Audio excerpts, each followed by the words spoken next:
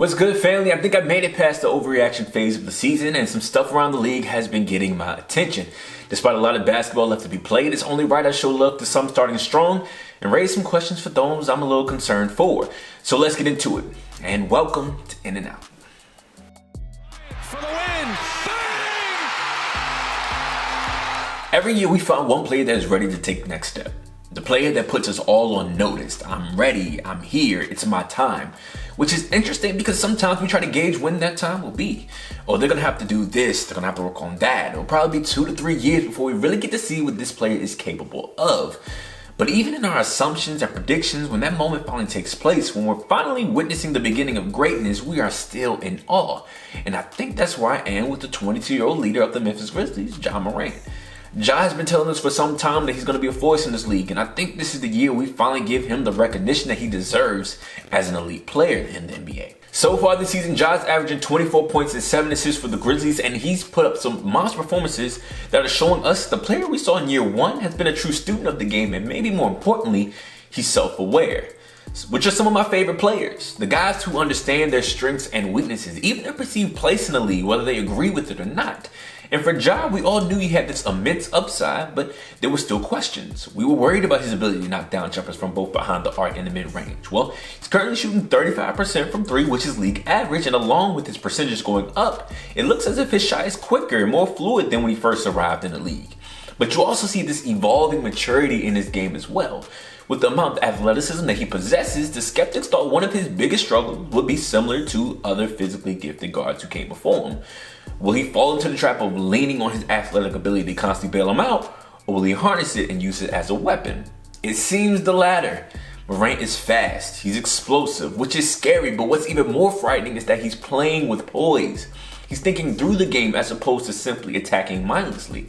And in my lifetime of watching basketball, I haven't seen a point guard at this age with that ability be able to handle it and harness it like that. I've watched a lot of Memphis games so far this season, and you can see the numerous influences that's shaping him into this dynamic threat. One play, you're watching him jump over transition defenses, and then on another possession, he's taking advantage of mismatches in the half court to set up teammates.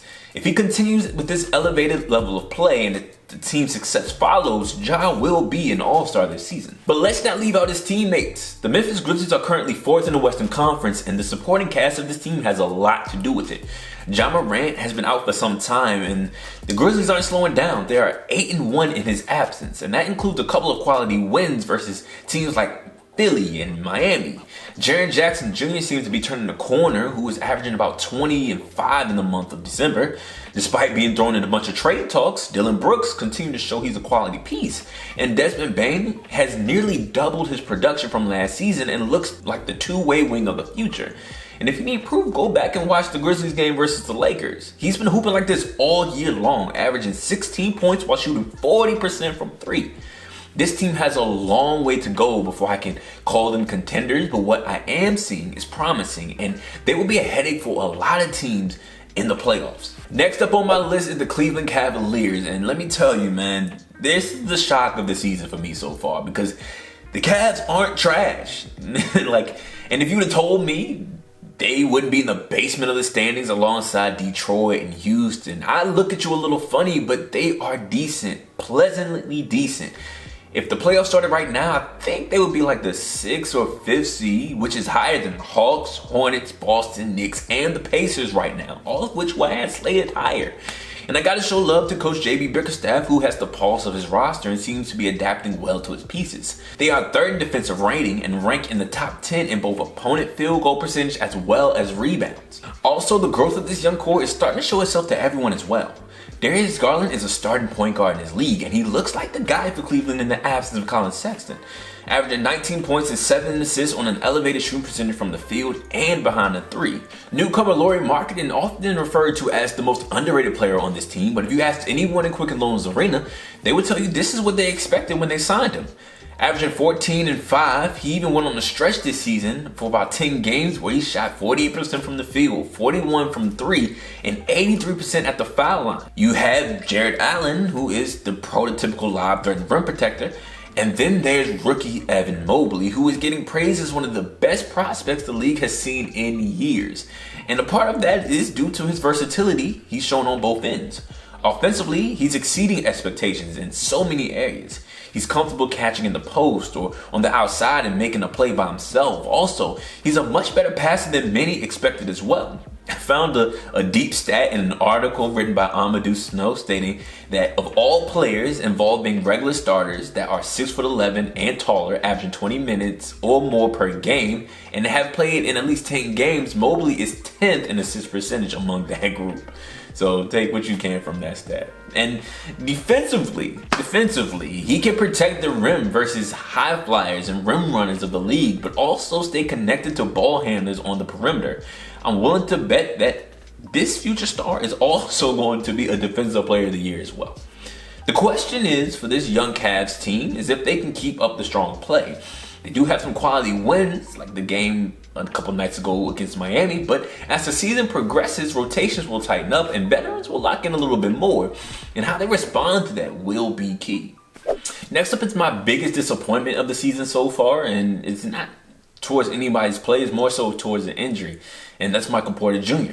I know injuries are part of the game, but when the news dropped that MPJ would be out indefinitely due to a back injury, I was devastated. This was my pick for most improved player coming into the season. One, because he had a few big flashes in the playoffs that I knew would be confidence boosters coming into this year. And secondly, the absence of Jamal Murray would mean an opportunity for Porter to assume the second option role alongside reigning MVP Nikola Jokic, who loves getting his teammates involved. It was the perfect situation. I was hype. I was calling for like a 20-10 type of year from him. But instead, this has only caused me to question if we will ever be able to see Porter reach the ceiling his talent would suggest. He's been dealing with back injuries for some time, and they are a huge reason why Porter fell to the Nuggets in the 2018 draft.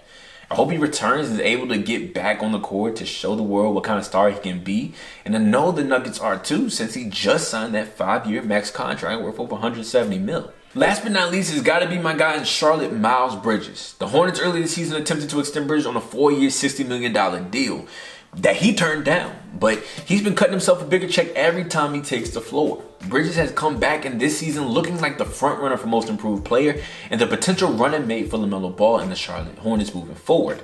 Averaging 20 points and 7 boards, we all knew he was this high flyer, but now he looks like a complete ball player. I've seen him spot up and knock down open threes. I've seen him take defenders one-on-one and create for himself at the rim. I've seen him shoot tough shots off the dribble. Anything you can ask of him on the offensive side of the ball, he's shown the ability to do that early this year. And in doing so, he's creating a real problem for opposing defenses. With Melo, Rozier, Hayward, and Bridges all on the floor together, teams got to make decisions on how they want to play them. And because of his elevated contribution, more easy opportunities are going to be presented for all of them. And while Bridges has improved in all areas of his game, he's also in the perfect place to do what he does. On the floor with playmakers like Ball, Hayward, even Rozier to a lesser extent, if he's open, these guys are going to give it to him.